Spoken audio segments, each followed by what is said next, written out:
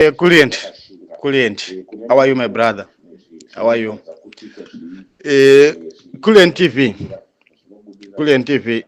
you are doing a nice job. You are doing a nice job.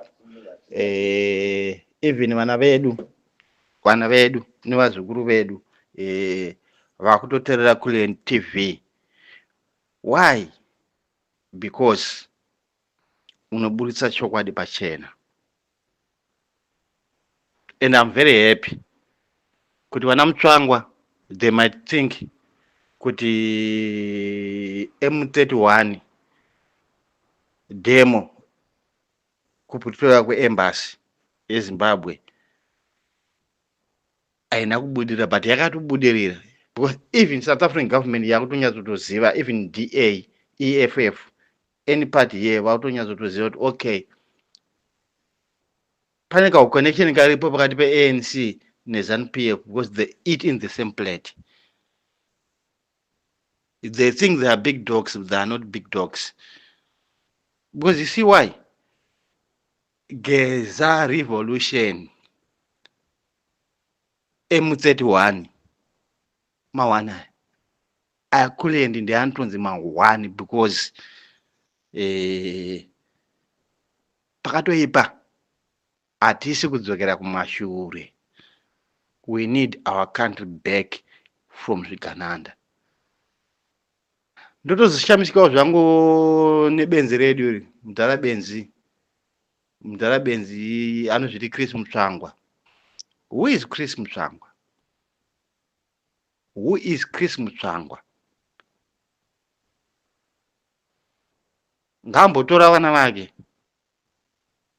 woenda kwa anonzi Mugabe, uyo anoita zvema-DA iwe, toona kuti kana ane vana 5 pane wake here ipapo, anonyadzisa mudhara wewe. Very very stupid, very very stupid. Munhu anonzi Chris Mutsvangwa wewe ibenzi, ndo anonzi baba benzi, because chikoro chachoka chavakadzidza mene Herbert Chitepo chichi ideology chichi kwanonyeperana kwekwe, vachidzidzisa kuopresa isusu vanhu. Munhu angagwa mushandi wedu and hapana akamuvhotera. Emerson Mnangagwa hapana akamuvhotera. Ngatende general Emerson apa kutotora general wacho ngetange munhu asiri ende zviwana zvake. Why? Kuti baba imbavha, amai hure, baba imhondi, amai imhondi, wobva wazvisa futi kuvana. It's not their country, it's our country. We have to fight for it. We have to fight for it. Let's go ahead with the Geza revolution. It's unstoppable. Ende munanga gwacho hanyare shuwa. Apa munhu ratova benzi akutopenga. Oshana nembavha dzakata sana Chivhaya nana Tagwirei. Vodatora nyika yakutange parusevha pawo.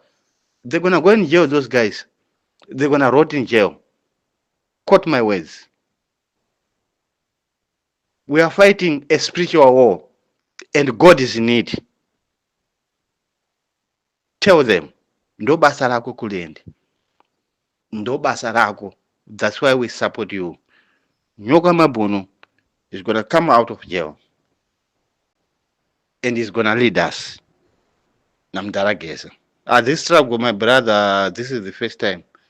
Zvototi pamunanga kwezvekwatorega kuBelarus akutozviwetera.